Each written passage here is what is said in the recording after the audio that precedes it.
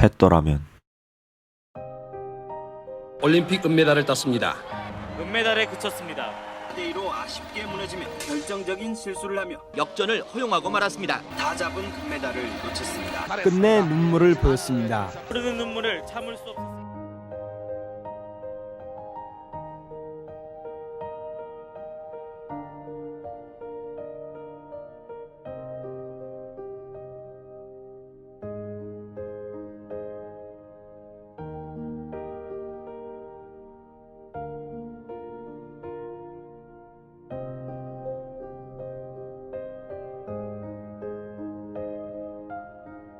했더라면. 오늘 내가 전하려는 메시지는 저 훌륭한 선수들이 저때 느꼈을 감정에 대한 것이다. 수년간의 인내와 노력이 결실을 맺는 세계대회에서 조금의 부족함으로 혹은 순간의 실수로 만족할 성적을 거두지 못한 그들이 느꼈을 감정과 비슷한 기분을 우리들 역시 일상생활에서 혹은 큰 사건들에서 경험하고 있다. 후회. 매우 쉽게 인식할 수 있는 감정이면서도 놀라울 정도로 정의하기 어렵다. 다양한 영역의 전문가들은 후회를 이렇게 정의한다.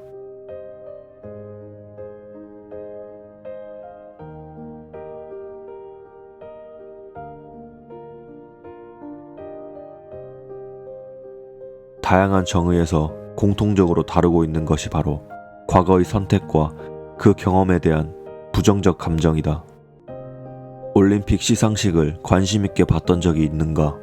한 가지 특징이 보일 것이다. 유독 은메달리스트들의 표정은 어둡다. 반면 동메달을 딴 선수들의 표정은 오히려 밝을 때가 많다. 왜 그런가? 은메달을 딴 선수의 머릿속에는 후회와 아쉬움이 가득할 것이다. 내가 조금만 더 버텼더라면, 그때 그것만 놓치지 않았었다면 금메달을 거머쥐었을 텐데.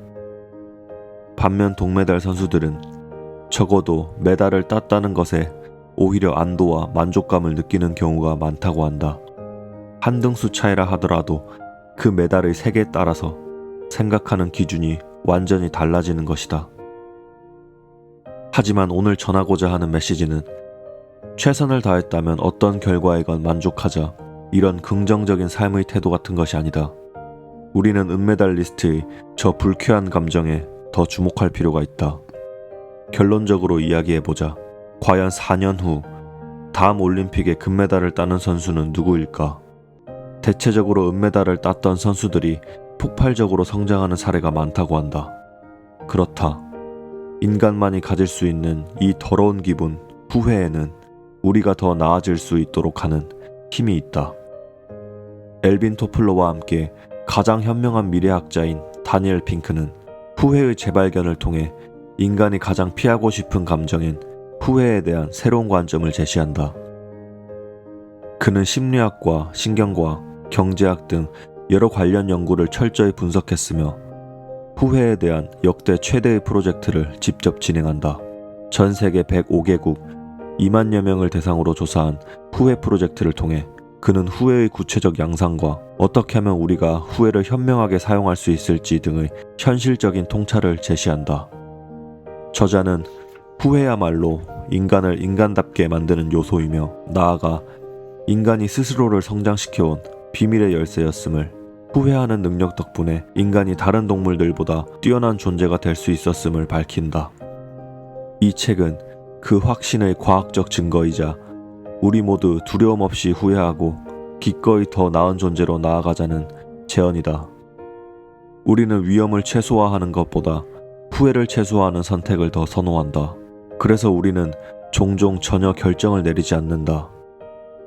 오늘부터 우리의 목표는 후회의 최소화가 아니라 후회의 최적화가 되어야 한다.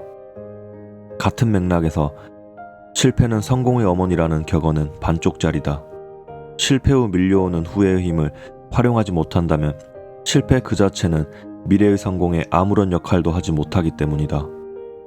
실패 후 찾아오는 불쾌한 감정이 미래의 행동을 개선하는데 도움이 되도록 만든 이 책의 실용 가이드는 저자의 통찰력을 아낌없이 보여주고 있다. 우리는 그동안 후회라는 감정에 대해 얼마나 오해하고 있었는가.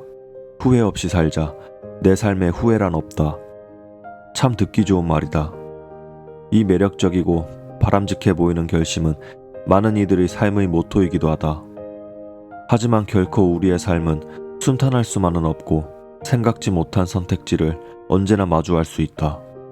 그럼에도 불구하고 후회를 기피하는 사회적 편견으로 인해 우리는 상황을 애써 긍정적으로 받아들이려 하기에 후회를 통해 삶을 개선하기보다는 현실을 미화하거나 외면해버리는 선택을 함으로써 스스로 변화하고 발전할 수 있는 기회를 잡지 못할 수 있다.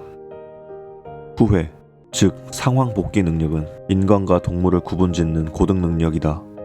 가장 고등한 뇌 영역인 전전두엽을 쓰는 후회는 다음 선택의 순간에 실수를 반복하지 않고 더 나은 선택을 하게 하는 인간의 필수적 생존 능력이기도 하다.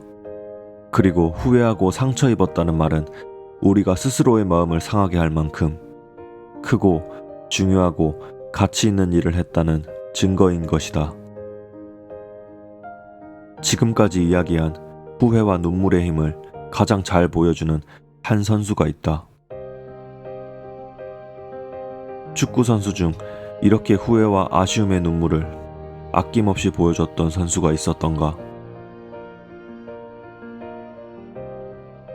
우리는 살면서 내가 하는 일에 열의를 가지고 이렇게 손흥민처럼 울 수나 있을까? 그가 이렇게 서글프게 울었던 이유를 공감할 수는 있을까?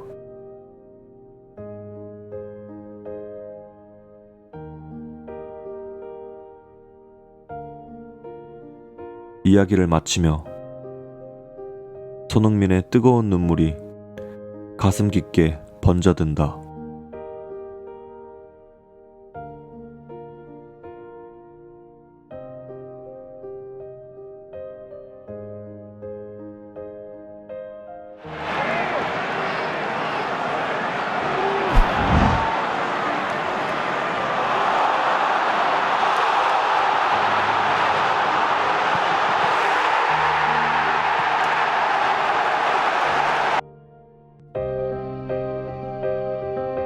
다시 한번 세컨볼!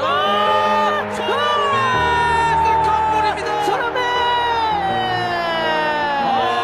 손흥민 침착하게 21호 골. 네!